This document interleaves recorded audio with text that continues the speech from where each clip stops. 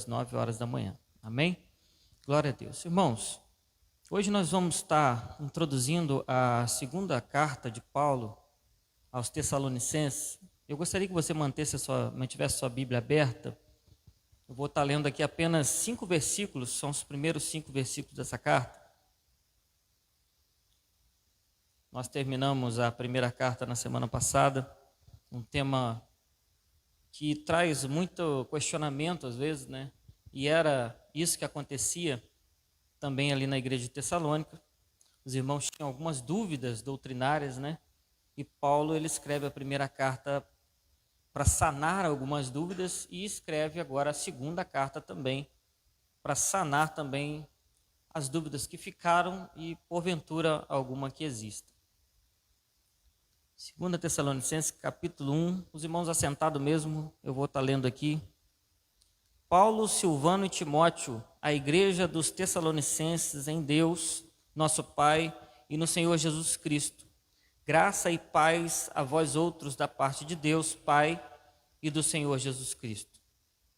Irmãos, cumpre-nos dar sempre graças a Deus no tocante a vós outros, como é justo, pois a vossa fé cresce sobremaneira, e o vosso mútuo amor de uns para com os outros vai aumentando, a tal ponto que nós mesmos nos gloriamos de vós nas igrejas de Deus, à vista da vossa constância e fé, em todas as vossas perseguições e nas tribulações que suportais, sinal evidente do reto juízo de Deus, para que sejais considerados dignos do reino de Deus, pelo qual com efeito estáis sofrendo. Amém. Até aqui. Irmãos, essa segunda carta, né, está fazendo essa introdução, essa segunda carta ela foi escrita logo após a primeira carta, né? Tudo indica aqui que essa carta tenha sido escrita nos últimos meses do ano 50 ou até os primeiros meses do ano 52. Paulo escreve essa carta quando ele estava em Corinto. Nós já vimos aqui, já aprendemos que Paulo, quando ele planta essa igreja, Paulo tem a oportunidade de 3 sábados seguidos, pregar na sinagoga. Então, acredita-se que Paulo tenha ficado essas 3 semanas, ou no máximo ali 1 mês ou 2 meses naquele lugar. Mas como aqui o próprio texto já diz, aquela igreja era uma igreja que não foi plantada de uma maneira simples e fácil, porque a perseguição naquele lugar era muito grande, contanto que Paulo, ele precisa, os irmãos, a única via que os irmãos tinham é mandar Paulo encaminhar ele para Bereia. Você vê que Paulo, ele tem que sair fugido da cidade de Tessalônica devido à perseguição que ele sofreu em outros lugares também. Mas agora a gente vê que em Tessalônica, Paulo sofre essa perseguição e ele tem que partir para Bereia. Então, ou seja, é uma igreja que ela é fundada, que ela é estabelecida em questão aí de 3 semanas. Irmãos, eu fico pensando, como que você basear, para você plantar uma igreja, irmãos, quanto trabalho que dá isso. For para você montar uma igreja, para você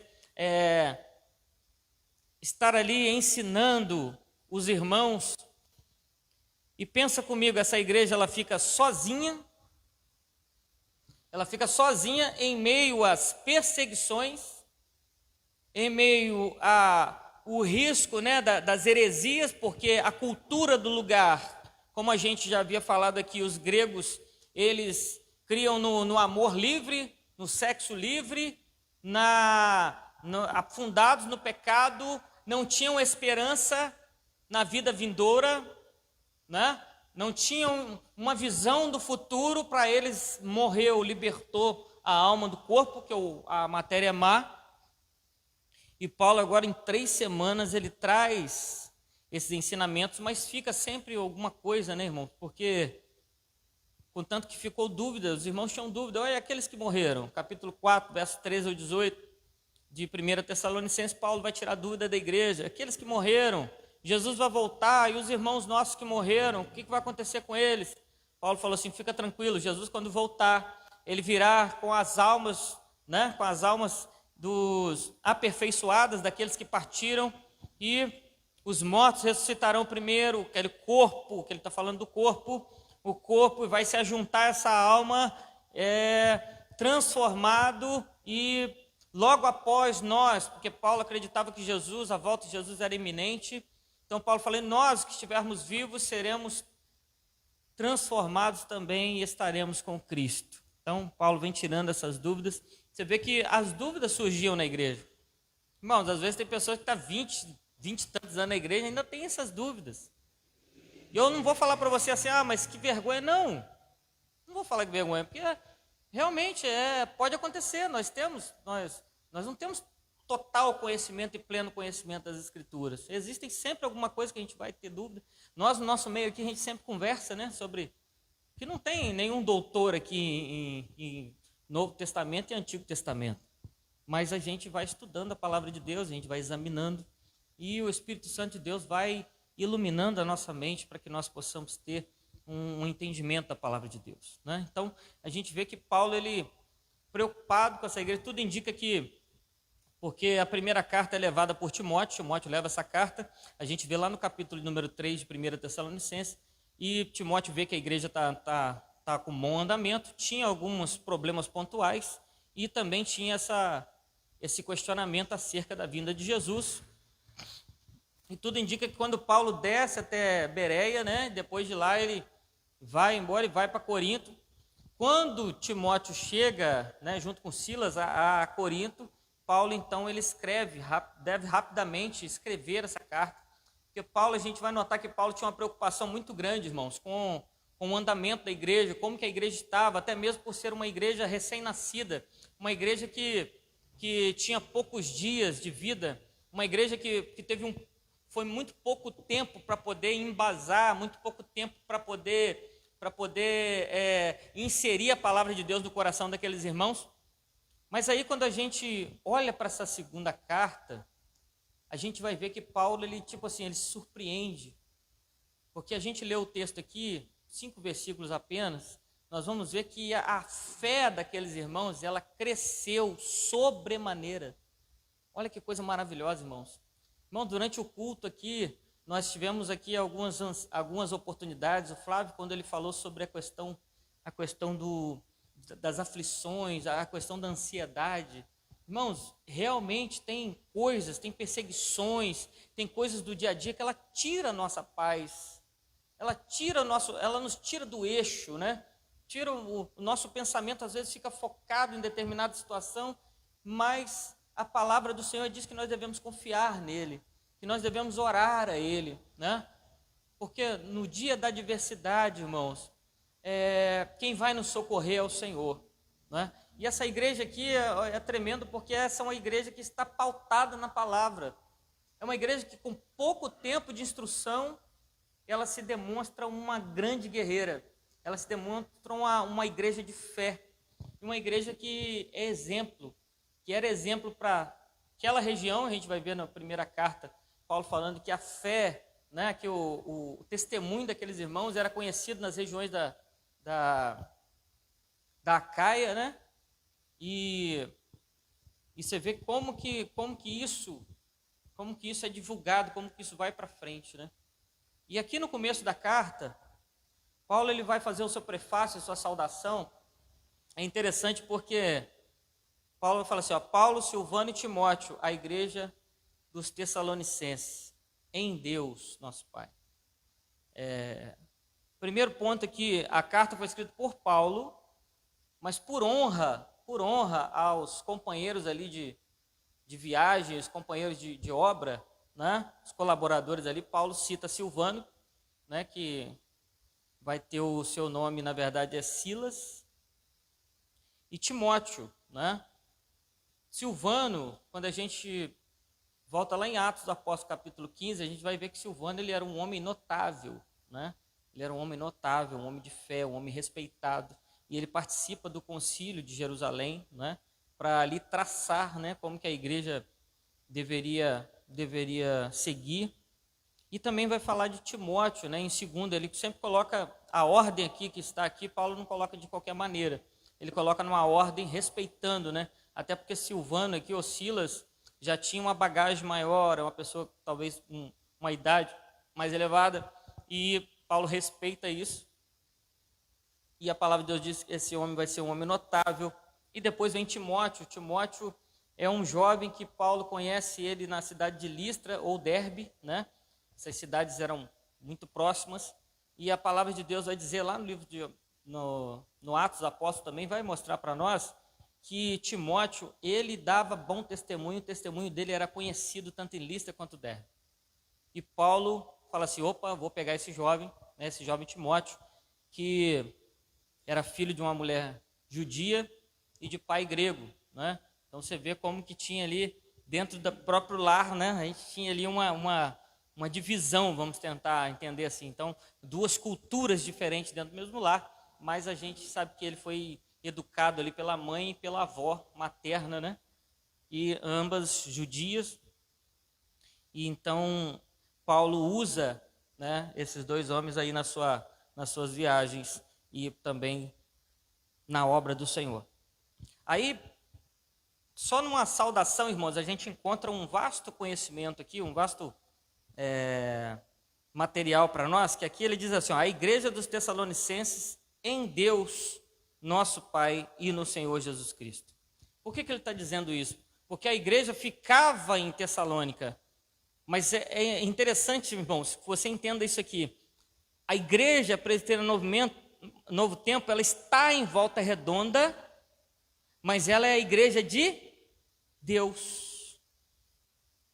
Porque se eu não faço isso, não tem como assimilar o texto, a palavra que o Renan leu aqui, que eu sei que o meu Redentor vive. Mas o meu Redentor, ele não está aqui na terra, ele está no céu. Então ele está dizendo, olha, a igreja de Tessalônica está em Deus. É interessante nós entendermos isso, irmãos, porque quando Jesus fala lá do joio e do trigo, é super interessante isso. Porque existe, irmãos, debaixo da proteção de Deus, uma igreja. E essa igreja sou eu e você, aqueles que reconheceram, entenderam o Evangelho como a igreja de Tessalônica. Nós estamos debaixo de uma proteção espiritual de Deus. É a igreja espiritual de Deus. Então, a igreja, ela está debaixo de uma proteção. Ela está debaixo de uma proteção. João, quando ele escreve, falou assim, aquele que é nascido de Deus e não vive na prática do pecado, o maligno não toca. Aqueles que são templo do Espírito Santo de Deus. Então, há uma proteção, por isso que eles estão em quem? Em Deus. A nossa vida, irmãos, ela está escondida em quem? Em Deus. A nossa vida, ela pertence a Deus. Então Paulo está deixando isso bem claro aqui, quando ele faz a sua saudação. E aqui no versículo 2 ele diz, olha, graça e paz a vós outros da parte de Deus Pai e do Senhor Jesus Cristo. Essa fala aqui também, ela não é uma fala qualquer. Porque o judeu, ele cumprimenta, até os dias de hoje, o judeu ele vai cumprimentar um outro judeu como? Shalom. Paz. Mas Paulo aqui ele quer enfatizar não somente a paz, mas Paulo quer enfatizar o meio que a paz vem, é através da graça, para que o ímpio, o grego, o tessalônico entenda, olha, a graça, essa graça vem por quem? Por intermédio de Cristo Jesus nosso Senhor. A graça é o meio pelo qual nós temos a paz em Cristo Jesus nosso Senhor. Por isso que Paulo está enfatizando aqui, já no início da carta. E essa graça e essa paz vem de quem? Da parte de Deus Pai e do Senhor Jesus Cristo. Isso é maravilhoso, irmãos, porque a graça de Deus, o texto diz que a graça de Deus há se manifestado, trazendo salvação a todos os homens. A palavra de Deus diz que porque pela graça sois salvos mediante a fé, e isso não vem de vocês, é dom de Deus. É muito interessante nós gravarmos isso, porque a pessoa às vezes acha que ela tem mérito em sua salvação. Ninguém tem mérito na salvação. É unicamente por graça, o favor imerecido de Deus. Nenhum de nós aqui, debaixo desse teto, nascemos com direito a alguma coisa por mérito de herdar o céu.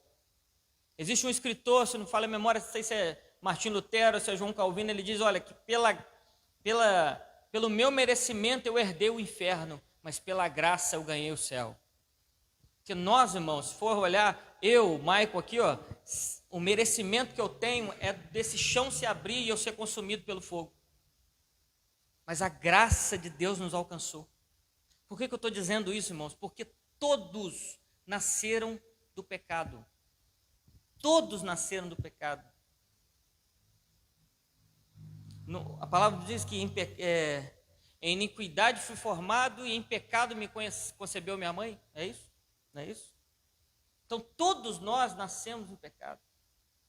Todos nós já nascemos pecadores por intermédio do pecado de Adão. Tem pessoas até que fazem os videozinhos, né, quando chegar no céu e vem cumprimentando João, aí chega em Adão, não dá ideia. Mas eu fico pensando, irmão, se fosse eu e você lá. Se fosse eu e você lá, sabe por quê, irmãos? Não é culpa de Adão, não adianta ficar colocando a culpa em Adão. A verdade é que quando está na dependência do homem, fracassa. Mas quando está na dependência de Deus, existe perfeição. Aquilo que Jó diz, os planos de Deus não podem ser frustrados. Nós podemos fazer planos aqui hoje. Hoje eu vou sair daqui, vou passar em tal lugar, amanhã eu vou trabalhar. Mas você não sabe se isso vai acontecer, se vai rolar isso ou não. Agora Deus, quando Ele determina algo, e olha que coisa maravilhosa, está determinada aqui a palavra dEle, Ele cumpre. Nada e nem ninguém pode impedir o agir de Deus. Quando Deus determina, acabou, irmão. Deus deu o veredito, já era.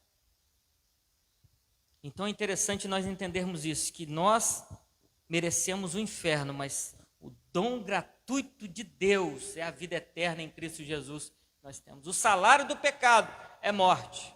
Não só a morte física, mas a punição eterna na carne. Porque tem os universalistas, né, que eles vão achar que acabou, morreu, acabou. A aniquilação da alma. Inclusive existem algumas seitas heréticas que vão acreditar nisso. Mas a palavra de Deus, aqui mesmo no capítulo 1, nós vamos ver que a punição, ela é eterna. Versículo 3 em diante. Agora Paulo, depois da sua saudação, ele já começa a dar ação de graças por causa dessa igreja. E quais são as motivações que ele tem?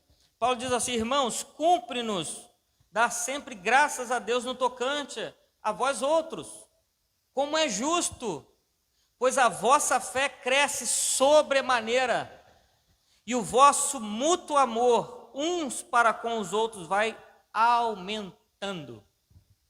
Paulo está dizendo aqui a palavra aqui, ó, cumpre-nos. Ele está falando assim, ó, é dever nosso dar graças a Deus. Porque a gente vai olhar que na primeira carta, Paulo está orando para que essa igreja avance, Paulo está orando para que essa igreja tenha fé. Agora Paulo está orando, agradecendo a Deus, porque essa igreja alcançou um nível sobrenatural, irmãos. Essa igreja alcançou, e olha que quando eu olho isso aqui, eu acho bacana, porque às vezes as pessoas falam assim, nossa, mas hoje em dia, eu não vejo paralítico andar. Hoje em dia eu não vejo morto ressuscitar. Hoje em dia eu não vejo perna crescer, apesar que tem uns falsantes aí que falam que a perna cresce lá. Nessa igreja aqui, tem algum relato que tinha paralítico andando? Tem algum relato bíblico aqui, irmãos, que tinha pessoas ali sendo ressuscitadas? Tinha não.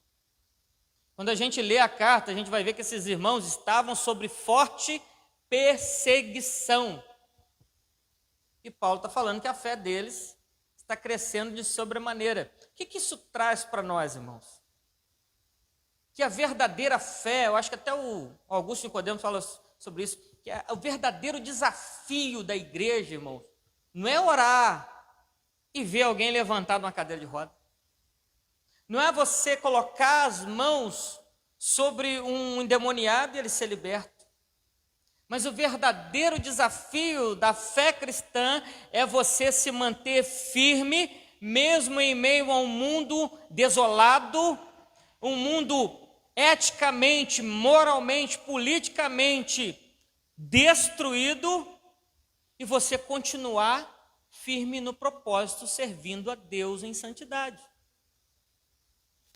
É muitas vezes você orar e não ver a coisa acontecer. É muitas vezes você se esforçar, e você não vê nada acontecer, mas isso não te para. Mas isso não faz você retroceder. E isso aconteceu aqui na vida desses irmãos. Olha que coisa maravilhosa, nós temos aqui o exemplo que Paulo vai falar aqui, olha só, a fé de vocês cresce sobremaneira, e não é uma fé, irmão, só falada, mas é uma fé em ação, é uma fé que é colocada em prática, porque ele fala, e o vosso mútuo amor de uns para com os outros vai aumentando. O que Paulo está dizendo, irmãos? Fala assim, olha, a fé de vocês é demonstrada também de um amor que vocês têm uns pelos outros. Se um está triste, o outro está aqui do lado para alegrar. Se um está desanimado, o outro está aqui dando um ombro para poder ele continuar caminhando. E ninguém desiste, ninguém abandona, mesmo com a adversidade toda a volta, com a perseguição. Porque a gente vai ver, irmãos, que quando Paulo prega ali naquele lugar, essas 3 semanas, 3 sábados na sinagoga, você vê que eles prendem, depois que eles fazem Paulo escapar para Bereia, então eles prendem o irmão Jason, e creio que mais alguns irmãos ali com ele, e eles levam lá diante das autoridades, e aqueles homens estão ali sob forte perseguição, tem que pagar fiança para poder sair. Agora imagina como é que aqueles irmãos saem daquele lugar, eles saem dali com o dedo apontado na cara, falam, se pegar vocês de novo, não tem fiança mais não. Se pegar vocês de novo, vai ser inafiançável. Se pegarem vocês de novo, vocês vão ser torturados. Se pegarem vocês de novo, vocês vão ser presos ou vão ser mortos. Mas o que eu aprendo aqui é que ao invés da igreja retrair, ao invés da igreja ficar com medo, aquilo trouxe uma fé ao coração daqueles irmãos. A palavra de Deus entrou no coração daqueles irmãos de uma forma tão maravilhosa, que aqueles irmãos agora estão dispostos a sofrer. Eles estão dispostos a passar pelas tribulações, crendo, porque a palavra de Deus, irmãos, ela não é para nós aproveitarmos as coisas aqui nessa terra. Nessa terra aqui, Jesus disse que no mundo tereis aflições. O mundo não tem mais nada que te oferecer, a não seja aflição, irmão, se você está em Cristo Jesus. Se você está no mundão, ele tem tudo a te oferecer, ué. Não é? Festas, orgias, bebidas, drogas, tudo isso para te oferecer. Né? Ideologias, amor livre, tudo isso. Mas agora, se você está pautado dentro da palavra de Deus, o mundo tem alguma coisa para te oferecer? Se você está em Cristo Jesus, o mundo tem alguma coisa para te oferecer? Não. Ele vai te oferecer aflição, perseguição, tribulação. Mas esses irmãos, em meio à perseguição e tribulação, a palavra de Deus diz que a fé deles aumenta. Creio que o auxílio mútuo, naquele lugar, o amor que Paulo fala aqui, ele não é um amor de palavras, mas é um amor de ação. Aqueles irmãos ali auxiliando aqueles que estão sendo perseguidos, talvez aqueles que sofreram agressões, prisões, como foi o caso de Jason, mas a igreja continua firme, uma fé que serve de exemplo para nós. Irmãos, eu penso que nós, quando nós estivermos abatidos pelas situações da vida, nós temos que dobrar o nosso joelho e clamar a Deus, Senhor, primeiro, nos fortalece na força do teu poder. É isso que Paulo escreve aos Efésios. E você dizer, Senhor, acrescenta a minha fé, porque a fé vem de Deus, irmãos. E o que eu vejo aqui também, acho interessante, é que a fé, ela precisa ser provada para que você então possa utilizá-la. Porque se você, por isso que as pessoas falam assim, poxa, mas por que a igreja sofre tanto? Por que o cristão ele passa por determinadas situações? Meu irmão, Deus está provando a tua fé. Deus está forjando o seu caráter. Se você não desenvolve alguma coisa, né? Igual hoje aqui as oportunidades, olha o exemplo. As oportunidades, se não der as oportunidades, se não der esse friozinho na barriga aí, né? Você acaba que você não se prepara. Acaba que você fala assim, poxa, hoje, rapaz, hoje tem oportunidade. Próxima vez eu vou o quê? Já vou esperto, né? Já vou ligado.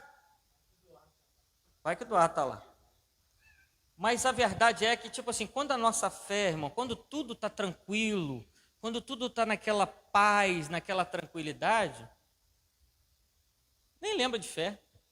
Não é verdade? Nem lembra de fé. Mas quando a situação aperta, quando a aflição vem, quando nós estamos angustiados, a ansiedade bate, é o texto que o Flávio leu aqui.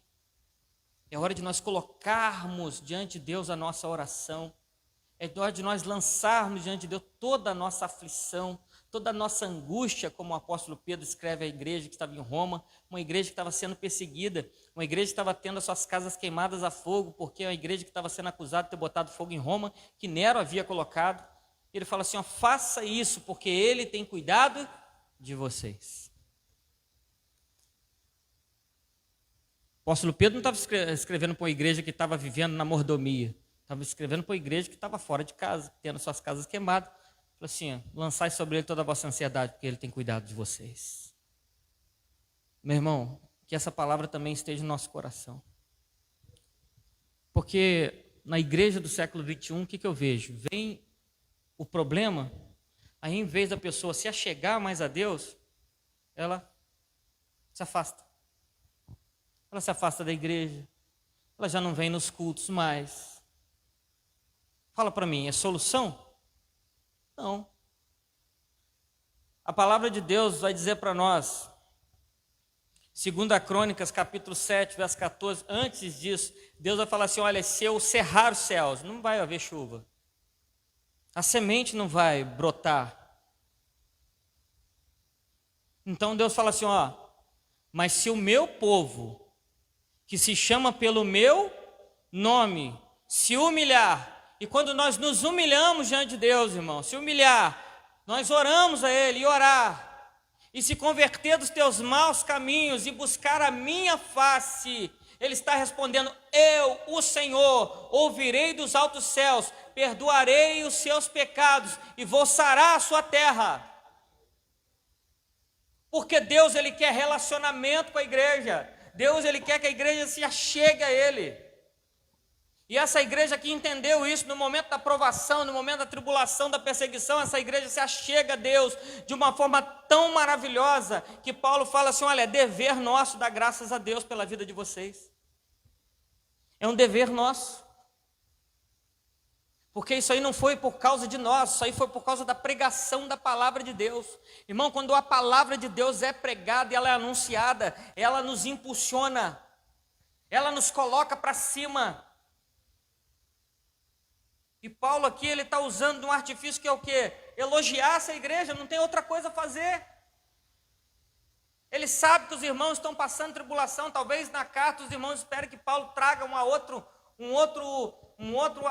abordagem, mas Paulo ele vai trazer a abordagem do quê? Dou graças a Deus, eu tenho um dever de dar graças a Deus. Porque, irmãos, não é o pastor que sustenta, não é o apóstolo que sustentava a igreja, mas é o próprio Deus que sustenta a tua igreja. Nós estamos em pé de igualdade com os irmãos.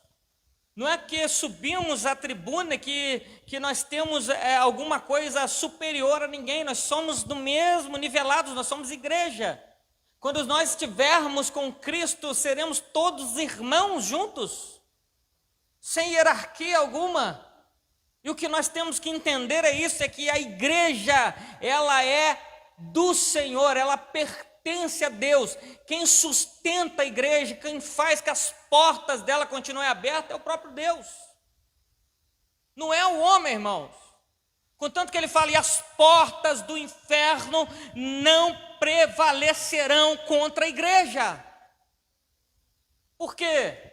Porque lá tem um pastor que usa capa igual o Superman? Não. É porque o Deus que está sentado no trono eterno, Ele está no controle de todas as coisas, é Ele que cuida da sua igreja. A igreja, irmãos, é a menina dos olhos de Deus. Malaquias chega a dizer, ó, vós sois o tesouro particular de Deus.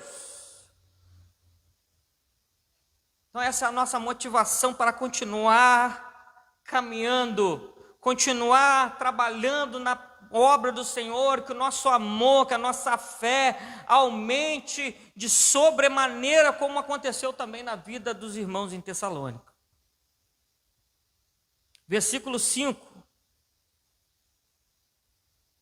Sinal evidente, tudo isso que está acontecendo com vocês, Paulo está falando assim, olha, essa fé que cresce sobremaneira, esse amor mútuo de vocês um para com os outros, isso é um sinal evidente do reto juízo de Deus, para que sejais considerados dignos do reino de Deus, pelo qual com efeito estáis sofrendo. O que Paulo está dizendo aqui? Isso aí é um reflexo, esse sofrimento é um reflexo, isso é um sinal.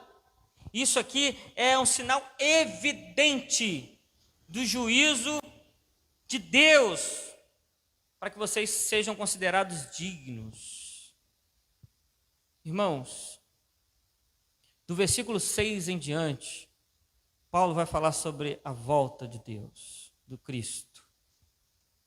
Mas eu só quero dar uma palhinha aqui do versículo 6, porque essas tribulações, esses sofrimentos, esses ataques que a igreja de Tessalônica sofria, os ataques que nós sofremos hoje, eu quero dizer para você, meu irmão, nada disso fica impune. Nada disso ficará impune. Seja o sofrimento que vier, seja a dor que você enfrentar, permaneça fiel. Jesus vai voltar e Ele vai te resgatar. E quando nós estivermos diante do tribunal, não será para sermos condenados, mas para receber galardão. Mas aqueles que perseguiram a sua igreja, eles vão estar no tribunal para receber o juízo eterno, a punição eterna de Deus. Eles vão sofrer as consequências de perseguir a igreja do Senhor. Então, nós precisamos ficar bem, não que nós precisamos ficar alegres com isso, de que alguém vai sofrer eternamente, mas a palavra de Deus vai dizer para nós que Deus, Ele criou o ímpio para o dia mau, irmãos. Foi soberania dEle. Porque tem pessoas que vai pegar, alguns estudiosos falar que Deus é mau, né? Que Deus é mau. Por que Deus não salvou todo mundo? Aí eu respondo para você, porque Ele não quis. Não é? Porque é soberania, Ele é soberano. A obra, a criatura vai agora questionar o Criador? Foi Ele quem determinou nos seus preceitos eternos quem Ele salvaria. Não tem essa historinha de Deus ver lá na frente, falar assim, ó, lá na frente o Marinaldo vai se arrepender. Lá na frente, não. Ele escolheu na sua soberania.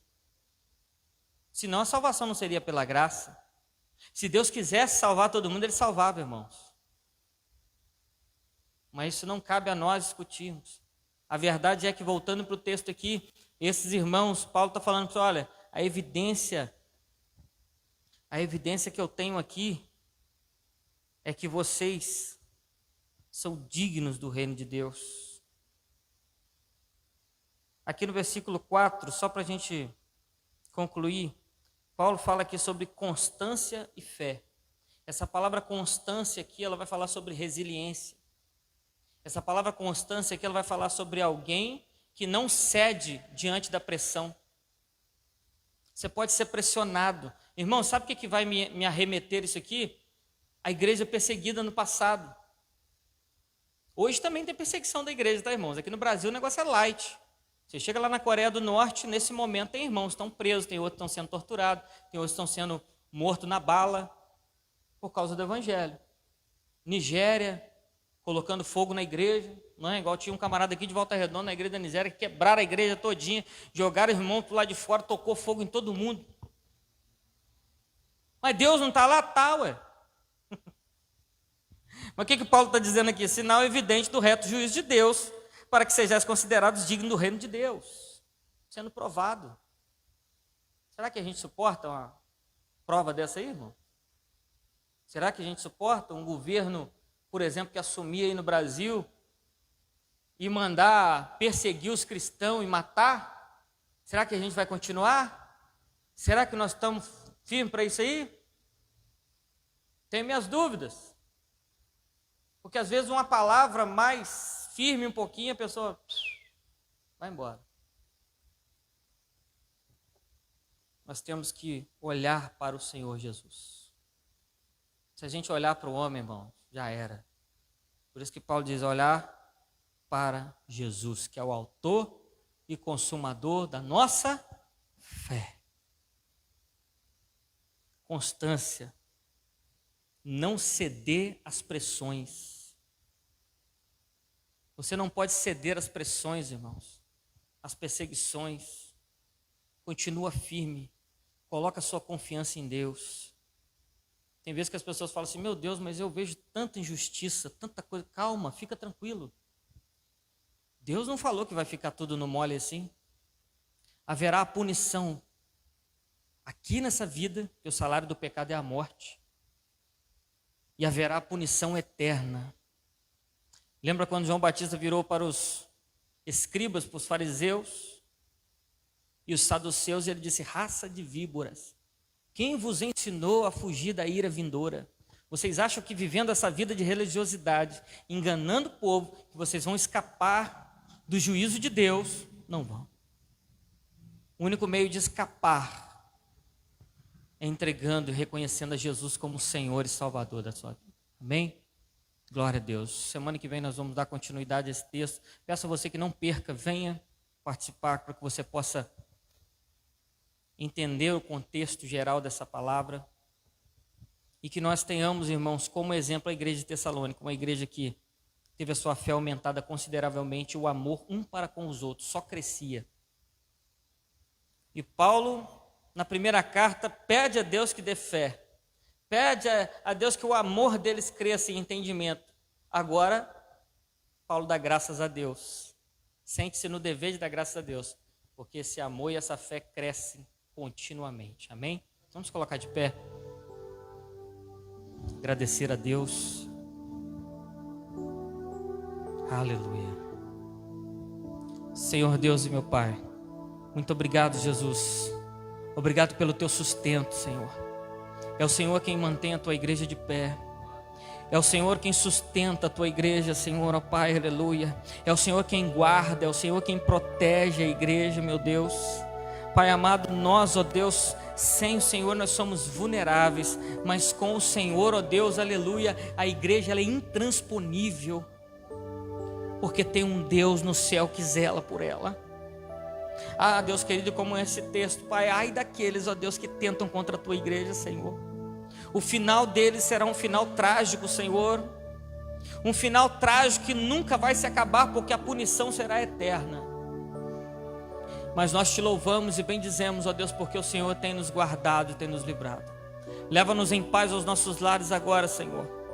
Nos sustentando, nos guardando, nos livrando de todos os males, Senhor. Nos dando um restante de semana guardados por Ti. Essa é a nossa oração nessa noite, no nome santo e poderoso de Jesus. Amém. Amém. Faça assim com a tua mão, querido. Que a graça de nosso Senhor e Salvador Jesus Cristo, o grande amor de Deus Pai, a doce comunhão e consolação do Espírito Santo de Deus esteja sobre toda a igreja, não só hoje, mas para sempre. Todos digam juntos, amém.